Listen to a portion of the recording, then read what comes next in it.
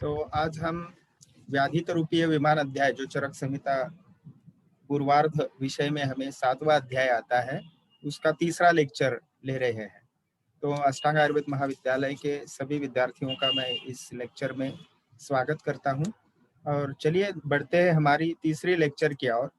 विशेषतः यहाँ पे व्याधित रूपीय विमान अध्याय में हमने ये देखा है कि चरकाचार्य कृमियों का दो प्रकार से विभाजन करते हैं, और वह बाह्य और अभ्यंतर इस पद्धति से।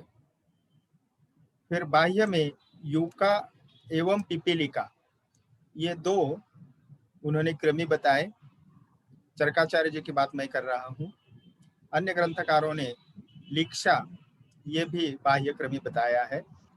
और अभ्यंतर कृमि में विशेषतः शोणितज, या जिसे रक्तज भी कहा जाता है, श्लेष्मज या कफज, और पुरीशज यानी जो पुरीशमल से उत्पन्न होता है वह।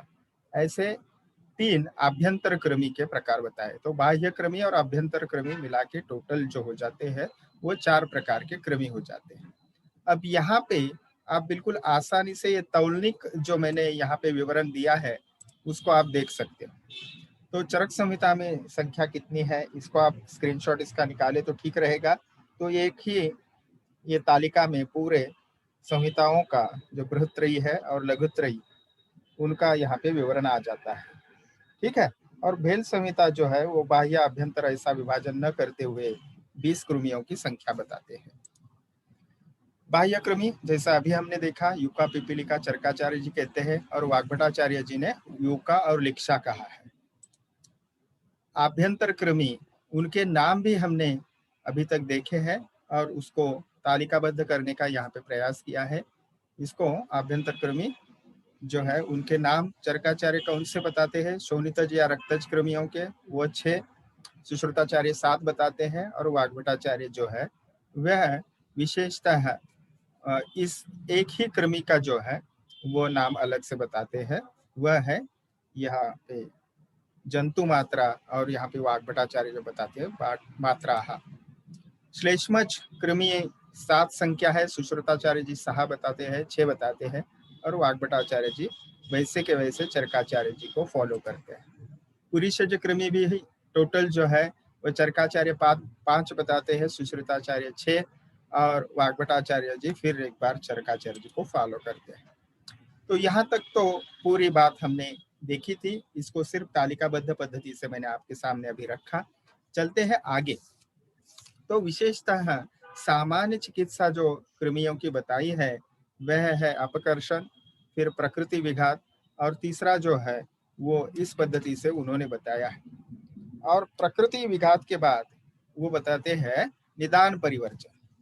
तो ये 3 पद्धति से चिकित्सा बताई है नटशेल में।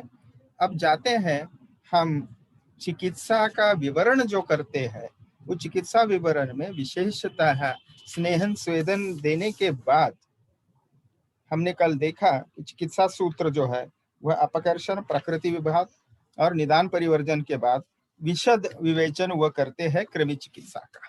तो ये पहले चार्ट की ओर पहले हम देखते हैं और फिर आगे जाएंगे। और हमने श्लोक क्रमांक जो है विशेषतः प्रत्यागते यानी 18वां जो श्लोक है वहां से आगे आज देखना है। तो प्रत्यागते च पश्चिमे बस्तौ प्रति आश्वस्तम तद हरे। तो इस पद्धति से अंतिम बस्ती के प्रत्यागत होने पर, तो श्लोक क्रमांक 17 में 3 या 7 बार आस्थापन बस्तियां देने का उल्लेख वहां पे हमें मार्गदर्शन मिलता है। और फिर वो जो अंतिम बस्ती है वो तीसरा होगा या 7वां होगा, उसके बाद क्या कर्म करना है उसके बारे में पहले रोगी को आश्वस्त करना है। और आश्वस्त करने के बाद फिर तद हरेत उभयतो भागहरम, यानी उसके बाद में उभयता भागहर संशोधन औषधियों का प्रयोग करना है। अभी उभयता भागहर यानी ऊर्ध्व भाग और अधोभाग। तो ऊर्ध्व भाग वमन के द्वारा और अधोभाग जो है वह विरेचन के द्वारा इन दोषों का हरण करना है। तो उसके लिए भी तस्य विधि ही उपदेक्षते, उसके विधि विधान बताते हैं। तो मदन फल पिप्पली का क्वाथ, उसकी मात्रा है अर्धांजलि, और फिर उसमें 1 तोला त्रिवृत कल्क मिलाकर उसको पान कराना है रोगी। तो इससे क्या होगा, यहाँ पे मदन फल पिप्पली भी है और त्रिवृत कल्क भी है। तो मदन फल से वमन होगा और त्रिवृत कल से विरेचन होगा। तो ये होगा उभयतो भाग हर संशोधन, यानी एक ही योग के द्वारा यहाँ पे ऊर्ध्व और अधोभाग युक्त दोषों का निर्हरण जो है वो सुखपूर्वक हो जाएगा। इस प्रकार कल्पस्थान में वर्णित वमन विरेचन कारक जो द्रव्य है उनका इस्तेमाल बुद्धि पूर्वक करके चिकित्सक ने रोगी को पानार्थ पातुम अस्मय प्रयच्छेद, तो उन योगों का यहाँ पे प्रयोग करना है। तो चरक संहिता के कल्पस्थान में विविध वामक एवं विरेचक एवं उभयतो भागहर योगों का वर्णन है, उसका प्रयोग करना है। और यहाँ पे उदाहरण के लिए उन्होंने एक योग यहाँ पे बता दिया। अब इसके बाद रोगी का सम्यक विरेचन हो जाए ऐसा जानकर फिर सायंकाल को अपामार्ग के सुखोष्ण क्वाथ से रोगी को स्नान कराए। अभी ये जो वमन विरेचनानि प्रति संसृज्य पायेत येन बुद्ध्या सर्व विशेषान इत्यादि, तो उसके बाद ये जो वामक और विरेचक औषधि दे दी गई है, उसके बाद जो है उनको स्नान कराना है। विशेषतः जो क्वाथ जो इस्तेमाल करना है वह अपामार्ग का इस्तेमाल करना है। और फिर देखिए कितने डिटेल्स बताते हैं ग्रंथकार, वह स्नान कराने के लिए कौन सा औषध प्रयोग करना है और उसी जल से फिर कपड़े धोने इत्यादि क्रिया भी उसी जल से करनी है। और फिर आभ्यंतर प्रयोग जो करने को कहा है वह आभ्यंतर प्रयोग किस पद्धति से, यानी क्वाथ पान करा सकते हैं या फिर खाना पकाने के लिए भी उसी क्वाथ का इस्तेमाल करना है।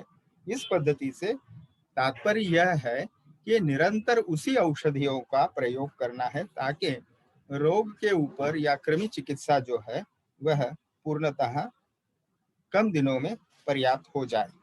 तो अगर ये विरेचक या विविध योग जो है ये उपलब्ध ना हो तो वह सूत्र रूप में बताते हैं कि कटु तिक्त कषाय रस वाली औषधियों का क्वाथ या गोमूत्र या क्षारीय द्रव्यों का जल जो है वह पानी में घोलकर उसका स्नान इत्यादि हेतु में, यानी बहिपरिमार्जन चिकित्सा, बाह्य उपयोग एक्सटर्नल यूज और इंटरनल मेडिकेशन या खाना पकाने के लिए पीने के लिए उसी द्रव्यों का प्रयोग करना है। इस पद्धति से बाह्य आभ्यंतर प्रयोग हेतु यथावश्यक द्रव्यों का ग्रहण करना है। अब देखिए इसके बाद जिन द्रव्यों का बताया है वह प्रयोग करने के बाद वह व्यक्ति निवात स्थान, यानी जहां हवा का झोंका सीधा नहीं आता ऐसे जगह पे वह निवास करे, यानी उसका विश्राम का स्थान होना चाहिए। और फिर पिप्पली, पिप्पली मूल, चव्य, चित्रक, श्रृंगबेर, इन जो औषधियां है इनसे सिद्ध यवागु, देखिए यहाँ पे ये योग आया है 19वां श्लोक नंबर, पिप्पली, पिप्पली मूल, चव्य, चित्रक, श्रृंगवेर, इससे सिद्ध यवागु इत्यादि का उपयोग करना चाहिए। तो ये संसर्जन क्रम है। उभय तो भाग हर शोधन होने के बाद उस व्यक्ति को संसर्जन क्रम जो है इन औषधियों से सिद्ध ऐसे यवागु, पेया, विलेपी इस पद्धति से देना है। आगे बताते हैं, वह जो है वो अलग से बताने की जरूरत नहीं है कि जिस प्रकार की शुद्धि हुई है उस प्रकार से पहले सबसे पहले पेया का प्रयोग होगा, उसके बाद विलेपी का होगा, उसके बाद जो है वह अन्य वह आहार क्रम दिया जाएगा। अभी प्रवर के माध्यम से, मध्यम के माध्यम से और अवर के माध्यम से शुद्धि हो जाएगी। यानी प्रवर यानी बहुत अच्छी शुद्धि हुई है, मध्यम प्रकार की शुद्धि है, अवर शुद्धि जो है कनिष्ठ। तो ऐसे स्थिति में पेया हो या विलेपी हो, इसका प्रयोग अगर अच्छे तरीके से प्रवर शुद्धि हुई है तो दिन में 3 बार, मध्यम प्रकार की शुद्धि हुई है तो दिन में 2 बार, और अवर प्रकार की शुद्धि हुई है तो दिन में 1 बार उसका जो है वह आहार का प्रयोग, इन आहारीय कल्पों का प्रयोग यानी पेया, विलेपी इत्यादि संसर्जन के जैसा करना है। और फिर उसके बाद यहाँ पे देखिए विडंग तैलेन एकांतरम द्विहि त्रिहि वा। और फिर विडंग तेल, विडंग जो है वो श्रेष्ठ कृमिघ्न द्रव्य है। एक प्रकार का फल है, हमारे मरीच जैसा दिखता है उसी पद्धति से विडंग काला दिखता है। तो उसमें चित्र लेने का मैं प्रयास कर रहा था, लेकिन समय वशात वो कर नहीं पाया आज। तो विडंग तैल जो है, यानी विडंग सिद्ध तैल जो है, उसकी अनुवासन व्यस्ति जो है तो एक दिन के अंतर पर 2 या 3 बार दे, यानी अल्टरनेट दे देना है। और जितनी आवश्यकता है 1 बार दे, या फिर 3 बार, या फिर 2 बार। तो इस पद्धति से आस्थापन बस्ती, उसके बाद उभयतो भाघर जो शुद्धि है वह बताई, और फिर उसके बाद फिर वह दोष का प्रकोप ना हो ऐसे स्नेह बस्ती का, और वह भी कृमिघ्न ऐसे औषधियों से सिद्ध यानी विडंग तेल का प्रयोग यहाँ पे बताया है। ठीक है, तो आगे जाते हैं, फिर आते हैं नस्य की ओर। और यहाँ पे जो श्लोक क्रमांक 20 है, वहीं पे शिरोविरेचन द्रव्यों का उल्लेख हमें यहाँ पे मिलता है। और वह है यदि पुनः अस्य अति प्रवृद्धा शीर्षादान क्रमीन मन्ने। तो शीर्षस्थ क्रमी जो है, यानी ये जो पहले विधि कह चुके हैं, उसके बाद भी अगर सिर का भक्षण करने वाले, यानी वो कृमि जो है उसकी ऊर्ध्व गति से वो अगर सर की ओर, शीर्ष की ओर चले गए, तो ऐसे स्थिति में वहां पे स्नेहन स्वेदन करके, जो स्नेह स्वेदाभ्याम अस्य शिर उपपाद्य विरेचयेत अपामार्ग तंडुलादीना शिरो विरेचन। तो अपामार्ग तंडुलीय अध्याय जो है, अपामार्ग तंडुलीय अध्याय सूत्र स्थान में आया हुआ अध्याय है, आपको याद होगा। तो वहां पे जो शिरोविरेचक द्रव्य बताए हैं उनका प्रयोग करके आपने उसका नस्य कराना चाहिए। ठीक है, तो चरकाचार्य जी जो बताते हैं उसमें सिर्फ स्पष्टीकरण जो है इस श्लोक के ऊपर, अपामार्ग तंडुलादीन इति अपामार्ग तंडुलीय उक्तेन। तो अपामार्ग तंडुलीय अध्याय में जो उक्त योग है, फॉर्मूले है, उनका आपने शिरोविरेचन के लिए, नस्य के लिए इस्तेमाल करना है। तो ये सब विधि आ गई यहाँ पे। जो संक्षेप में बताया था आपको अगर याद है, तो सबसे पहले अपकर्षण। तो अपकर्षण में हस्त और यंत्र के द्वारा अपकर्षण बताया, यानी कृमियों को निकालना। और फिर वही अपकर्षण जो है वो संशोधन विधि से भी निकाला है, और वो संशोधन वमन, विरेचन, आस्थापन बस्ती और शिरोविरेचन, इनके द्वारा करना है। उसके लिए कौन कौन से योग इस्तेमाल करने हैं उसको आपने ठीक से याद रखना है, तो आपको बहुत आसानी यह परीक्षा में भी होगी, बताने में, लिखने में, और चिकित्सा के लिए भी ये सूत्र रूप से आपको मार्गदर्शन करता रहेगा पूरे आपके प्रैक्टिस के अंतराल में। तो उसके बाद ये जो कृमि चिकित्सा का विषय विवेचन आ रहा है, तो 21वां जो बड़ा बहुत लंबा ऐसा गद्यमय श्लोक है, वहां पे प्रकृति विघात का विवेचन जो है विशेषता आता है। और यहाँ पे यानी अपकर्षण यहाँ तक बता दिया। उसके बाद दूसरी जो लाइन ऑफ ट्रीटमेंट है वह है प्रकृति विघात। और प्रकृति विघात का वर्णन इस 21वें श्लोक में है, और वहां पे विशेषतः भोजन विधि जो है वह बताते हैं, और कौन से औषधियों का प्रयोग यहाँ पे भोजन के लिए, खान पान के लिए करना है, और वह औषध सिद्ध आहारीय औषध, इस पद्धति से औषध युक्त आहार का वर्णन करते हैं। तो प्रकृति विघात यानी destruction of the source of their origin and development. तो कृमियों की उत्पत्ति ही ना हो, इस प्रकार का आहार या खान पान यहाँ पे विशद किया है। अब देखिए, सबसे पहले बता दिया मूलक पर्णी, और उसका मूलक पर्णी का ही पाठभेद मूषक पर्णी भी है, जिसे मराठी में हम उंदीर कहानी कहते हैं।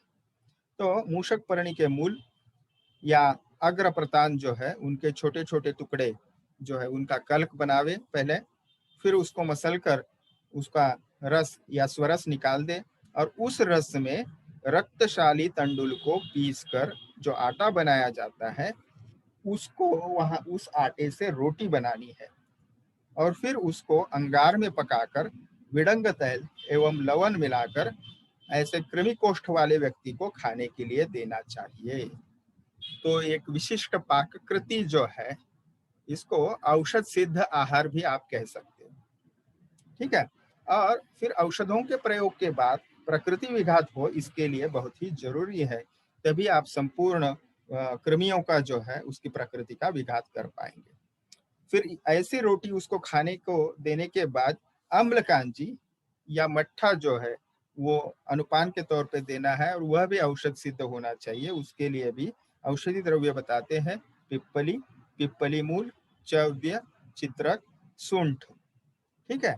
और उसमें थोड़ा सा नमक। अब ये नमक जो है वो अलग से बताने की जरूरत नहीं, सलवनम ऐसा कहा है, तो ये सैंधव ही लेना चाहिए। और इसी प्रकार से आप अन्य द्रव्यों का भी प्रयोग कर सकते हैं। देखिए यहाँ पे और ऑप्शन दिए हैं, अनेन कल्पेन, मार्कव, अर्क, सहचर इत्यादि। तो यहाँ पे मार्कव यानी भृंगराज, जिसे हम मराठी में माका कहते हैं, अर्क कैलोट्रोपिस, सहचर हिंदी में जिसे कटसरैया कहते हैं, कदम्ब, निर्गुंडी, सुमुख, सुरसा यानी तुलसी, कुठेरक, काली तुलसी, पुदीना, कल हमने देखा था नख छिकनी, दवना, बकुल, कुटज, स्वर्णक्षीरी, या ये सभी द्रव्य लेने की आवश्यकता नहीं है, वह स्पष्टतः यहाँ पे बताते हैं, ये ऑप्शंस है। इनमें से किसी एक के स्वरस में आप आटा गूंथ कर, यानी उसमें पानी के जगह इन वनस्पतियों का किसी एक वनस्पति का आपने स्वरस लेना है, और फिर उससे आटा बनाना है, और फिर वो उस आटे से रोटी पकानी है, और वह उस रोगी को देना है। और एक योग बताते हैं, अपामार्ग, किरात तिक्त यानी काड़े चिराई, निशोत्तर, आंवला, हरितकी, विभितक यानी त्रिफला, इनके स्वरस से भी आप रोटी बना सकते हैं। अब देखिए, एक द्रव्य का आप उपयोग करें इनमें से, या फिर दो दो का, या जितने ज्यादा उपलब्ध हो उन सभी का आप उपयोग कर सकते हो। ठीक है। इस पद्धति से वह प्रकृति विघात जो है वह औषधीय आहार, औषध सिद्ध आहार बताकर हमें मार्गदर्शन करते हैं। अभी चक्रपाणी दत्त जी की जो टीका है, तो वह मूलक पर्णी, जिसको मूषक पर्णी भी पाठ भेद, तो वह शोभांजन यानी जो मीठा सहजन, या हम खाने में जो ड्रमस्टिक इस्तेमाल करते हैं उसको मूलक पर्णी का अर्थ लेना चाहिए। इस पद्धति से वे हमें समझाते हैं। ठीक है।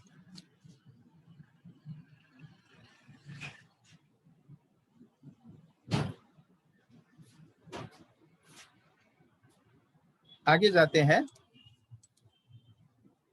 अब 22वां श्लोक जो है उसमें फिर देखिए थोड़ा सा ये अटपटा लगेगा ये विवरण, लेकिन शास्त्रोक्त है और हमने ग्रंथ का अनुशीलन कर रहे हैं, तो उसको देखना जरूरी है। इसके बाद अथ अश्व शक्र आहृत्य महति किलिंजके प्रस्तीर्य आतपे, इस पद्धति से फिर बताते हैं वो विस्तार से चिकित्सा के बारे में, और वह प्रकृति विघात का एक दूसरा श्लोक है। इसके बाद घोड़े के पुरीश को लाकर लकड़ी के पतले फलक पर चटाई पर फैलाकर धूप में अच्छे प्रकार सुखाकर, और फिर उसको कूटना है, यानी वो जो घोड़े की लीद कहते हैं उसको सुखाकर फिर उसको महीन चूर्ण बनाना है सुखाकर, और फिर उसे विड़ंग क्वाथ अथवा त्रिफला क्वाथ, इनकी 8 या 10 भावना देनी है। तो भावना आपको पता है, भावना किसे कहते हैं, रसशास्त्र में आपने विस्तार से देखा होगा कि कोई भी चूर्ण है तो उस चूर्ण में इतना पानी या क्वाथ डाला जाए या औषध स्वरस डाला जाए।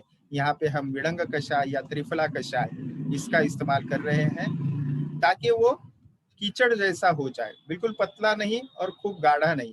और फिर इसको खरल में घोटना है, और खरल में घोटने के बाद जब वो पूरे तरीके से सूख जाए, यानी खल को और उस शील बत्ते को वो चिपके नहीं, तो ये एक भावना पूरी हो गई। ऐसे 8 या 10 भावना उस सूखे हुए, हम हॉर्स डंग कहेंगे उसको, उस चूर्ण को देनी है। ठीक है। 8 या 10 भावना, और फिर उसको धूप में सुखाकर फिर उसको पीसकर सूक्ष्म चूर्ण करके मिट्टी के नवीन पात्र में भरकर उसका उस मिट्टी पात्र का यानी घड़े का मुख जो है वो बंद करके सुरक्षित स्थान पर रख देना है।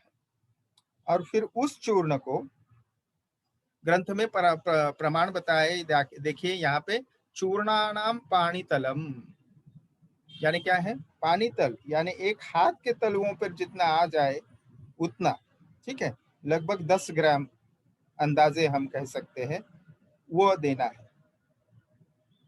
फिर ये मात्रा जो है वो जनरल बता दी। अगर व्यक्ति की उसकी सत्वादी प्रकृति का विचार किया जाए तो यथोचित मात्रा प्रकृति के अनुसार इस चूर्ण में मधु मिलाकर उस कृमि कोष्ठ वाले व्यक्ति को देना है। तो वह लेढ़ुम प्रयच्छेते यानी उसका चाटने के लिए देना है, ठीक है। तो आपको थोड़ा हॉर्स डंग जो है उसको सुखाकर ये बनाई हुई मेडिकेशन जो है प्रकृति विघात के लिए आपको अटपटी लगेगी, लेकिन मॉडर्न मेडिसिन में भी बहुत सारे हम ऐसे देखते हैं कि सीरम जो है बहुत सारे प्राणियों के शरीर से या ब्लड से निकाला हुआ होता है, जिसकी हम कल्पना भी नहीं कर सकते, ठीक है। तो एक जांगम द्रव्यों का प्रयोग आयुर्वेद में बहुत जगह आया है। पशु पक्षी प्राणियों का अस्थि हो या शरीर के मल हो, तो इसका एक उदाहरण के तौर पे हमें इसे ले सकते हैं। उसके बाद भल्लातक तैल का उपयोग जो है वह आता है ग्रंथ में। अब भल्लातक तैल का जो निर्माण की विधि है, तैल कैसे निकाले और उसका प्रयोग जो है वह अनुवासन के लिए यानी स्नेह बस्ती के लिए और अन्य उपयोग के लिए करना चाहिए। तो भल्लातक तैल निर्माण विधि एवं उसका उपयोग ये 23वें श्लोक में हमें विस्तार से मिलता है।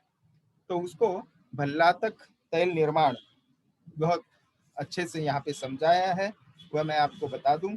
भल्लातक के बीज को एक कलश प्रमाण में लेकर उसको कुचल कर स्नेह भावित जो दृढ़ कलश है, यानी जिसके तली में अनेक सूक्ष्म छिद्र बने हैं, ऐसा मटका लेना चाहिए और फिर उसके मध्य भाग में मिट्टी से लेप कर उसको सुखा लेना चाहिए। ये आप अगर रसशास्त्र में आपके पास अगर कोई अच्छी किताब है तो उसमें आप अगर तैल निर्माण विधि के ये भल्लातक पाते यंत्र देखें तो आपको ये चित्र मिल जाएगा।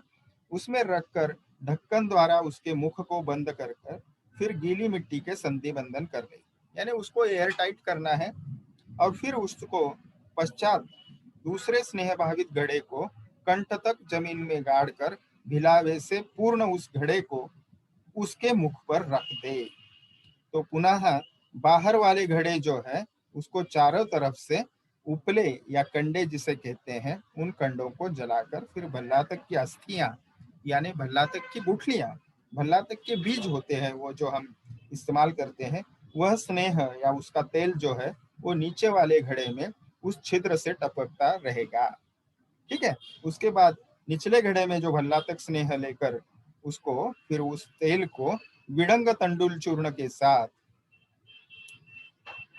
ठीक है, और फिर वो विडंग तंडुल चूर्ण और फिर भल्लातक तेल ये इकट्ठा जो है उनको आतप में यानी सूरज की रोशनी में उसको सुखाना है।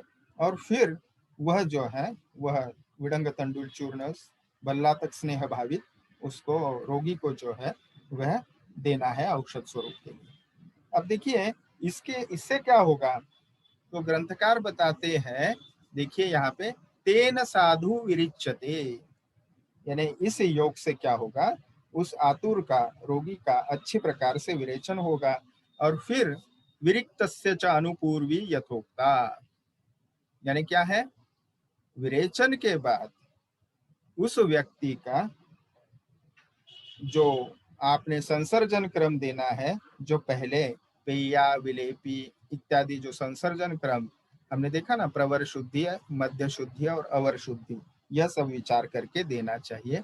और फिर उसके बाद एवं एव भद्र दारु सरल काष्ठ स्नेह अनुकल्प्यम पातुम प्रयच्चेत। इस प्रकार आपने जैसा विडंग तंडुल चूर्ण यहाँ पे इस्तेमाल किया भल्लातक स्नेह भावित, उसी पद्धति से भद्रदारू सरल काष्ठ इनका भी आप तेल निकाल कर पीने के लिए दे सकते हो। और भी योग बता दिए। और फिर अनुवासन बस्ती का यहाँ पे बताया है कि पश्चात अनुवासयच एनम अनुवासन काले, यानी अनुवासन बस्ती के लिए उपस्थित योग्य अगर काल आ गया है तो इसका उपयोग आप अनुवासन बस्ती के लिए कर सकते हो। ठीक है, तो यहाँ पे भल्लातक अस्थि यानी भल्लातक बीज लेना है, उसी की विधि यहाँ पे विस्तार से आती है। अब देखिए, ये जो 25वां श्लोक है यह भी हमें प्रकृति विघात का ही विश्लेषण कराता है। अथ आहारेति ब्रूयात, फिर एक विधि विधान बताते हैं। इसके बाद रोगी को इन द्रव्यों को लाने के लिए कहना चाहिए। अथ आहारेति ब्रूयात यानी इन द्रव्यों को लाने के लिए, ब्रूयात यानी कहना चाहिए, कथन करना चाहिए। कौन सा?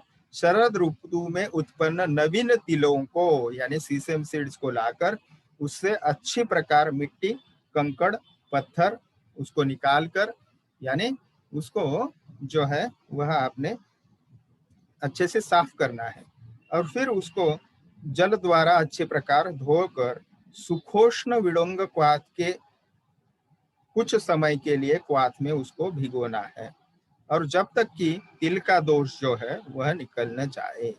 जब दोष विडंग क्वाथ में आ गया तो ऐसा विचार करते हुए हाथ से अच्छे मसलना है और फिर धोना है।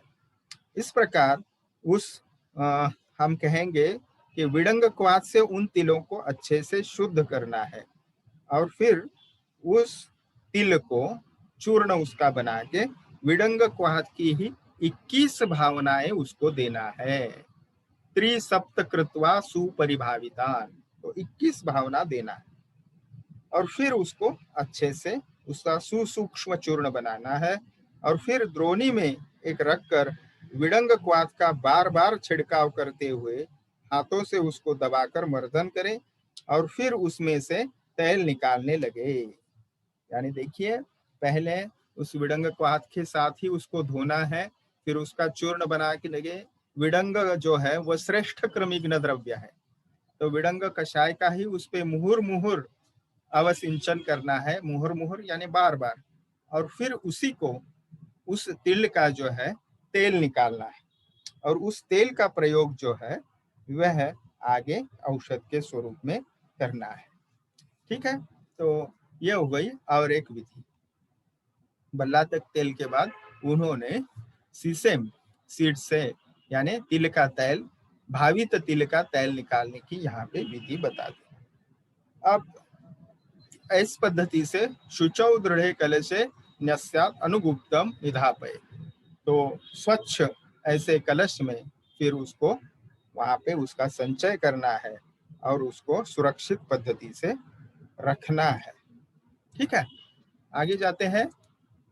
तो आगे श्लोक क्रमांक 27 में ये जो तिल का तेल है उसका प्रयोग आगे योग में किस पद्धति से करते हैं वो बताते हैं। देखिए, इसके बाद द्वयानाम श्लेष्म पुरुष संभवानाम क्रमीनाम, तो यहाँ पे तिलवक और उद्दालक यानी पठानी लोध्र और कोदो, इनका 4-4 तोला मात्रा में लेकर उसको विडंग क्वाथ के साथ पीसकर उसका पिंड बनाने के लिए कहा है, और दूसरा पिंड बनाना है दंती, द्रवंती और उसके मूल का पिंड बनाना है, और फिर उसी योग को विडंग क्वाथ में डालकर तिल तेल जो हमने पहले देखा ना, तिल तेल बनाने की विधि, उसको एक प्रस्थ मात्रा में लेना है और फिर एक बड़ी कढ़ाई में उसको तिल तेल को डालकर ऊपर के जो जो पिंड थे उसका पाक कराना है।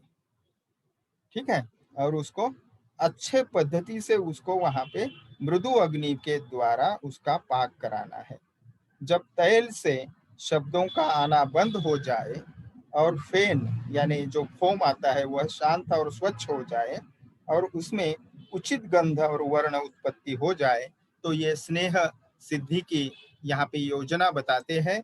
स्नेह सिद्धि किस पद्धति से करना है उसके लक्षण भी यहाँ पे बताते हैं कि औषध कल्क की गोली बनाने पर बनने लगे, यानी जो हम कल्क लेते हैं तो उसकी गोली बन सके, हाथ में वो चिपके नहीं अंगुली के ऊपर, इस पद्धति से, और फिर उसको जब वह ठंड यानी स्वांशित हो जाए, अपने आप शीतल हो जाए, तो फिर कपड़े से उसको छानना है और फिर दृढ़ कलश में उसको बांधकर सुरक्षित रखना है। और फिर मात्रा पूर्वक रोगी को इसको देना है। तो इस पद्धति से प्रकृति विघात की जो योजना है वो डिटेल में यहाँ पे हमें बता दें। तो 27वां श्लोक जो है ये वयानाम श्लेष्म पुरुष संभवानाम कृमीनाम, तो ये विशेषता है।